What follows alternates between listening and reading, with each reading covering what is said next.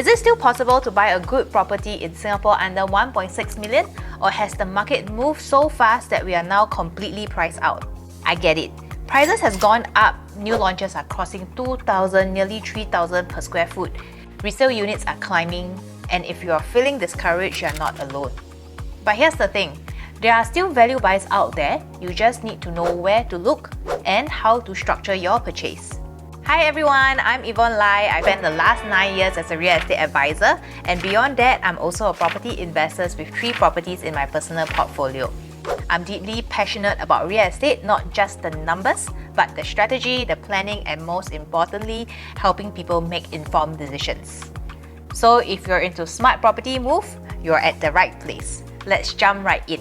In this video, we are going to dive into what 1.6 million really gets you in today's property market. Whether you're a first-timer buyer, an upgrader, or looking for an investment, I've got something for you. Let's talk about the elephant in the room. Are we priced out? Property prices have jumped even in the OCR, that's outside central region. We are seeing new launches go over 2,200 per square foot on the average. Resale prices are rising too, and it feels like 1.6 million just doesn't go far anymore. But the truth is, value hasn't disappeared. We just need to stop chasing the lowest price and start looking for properties with strong fundamentals and a good exit plan. So let's reset expectations. What can 1.6 million get you? If you are looking at new launches, as you can see from the results ranging from 1.06 million, we can actually buy a 1-bedroom in the CCR or RCR and 2 bedrooms in the OCR. If you're eligible for an EC, there are 3 bedders that you can consider that are under 1.4 million. And if you're open or prefer resale, you can purchase a 2-bedroom in the city fringe or 3 bedrooms in the OCR ranging from 1.4 to 1.6 million. As we can see here, there are a lot of opportunities. Let us see some of them. We have sold acres in Choa Chu Kang, riverfront residences in Hougang, High Park residences in Sengkang. In High Park residences, we can get a 2-bedroom with 1.2 million and also a 2-bedroom at Affinity at Serangoon with slightly more than just 1.2 million. As what can we buy if we are looking at 3 bedders? In Park Life, we have options that are under 1.5 million and about 1.3 million range for a 3-bedder at Whitewater. Of course, before we can jump into what you can and should buy, there are also other considerations that I have to understand. We will need to know if it's leaning towards more investment purpose or own stay. How long is your holding period? How much space do you need? Is there a high urgency and the need to move into that property? And if it's for investment, how the rental market is doing for that specific development.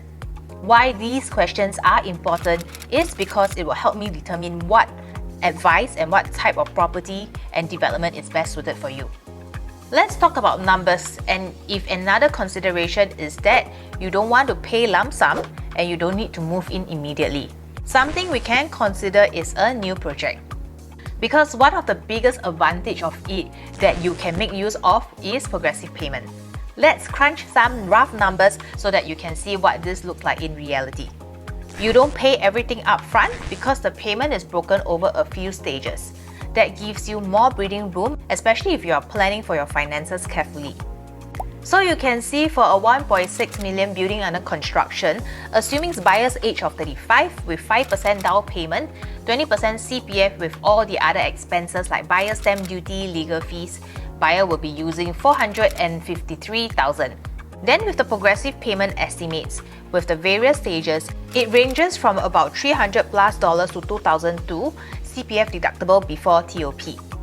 If you need to move in urgently and you don't mind having a longer holding period, we will look at the resale breakdown.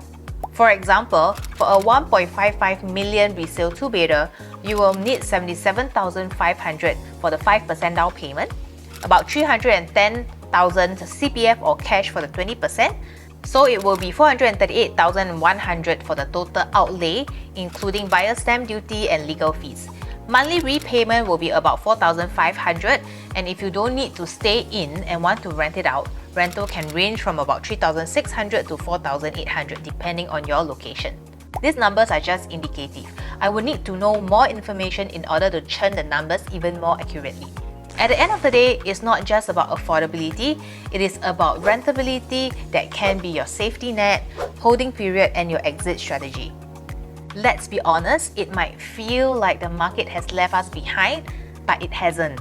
The people who benefit most from real estates are the ones who move on when others hesitated. 1.6 million is still a strong budget, you just need to know how to choose wisely. If you're thinking what is safe to enter now, what's my best move with 1.6 million, drop me a message, let's chat. I'll help you work out a plan tailored to your needs, timeline, and exit goals.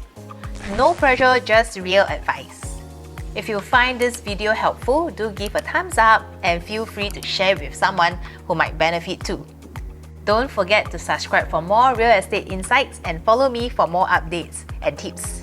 Thank you for watching and I'll see you in the next one. Bye!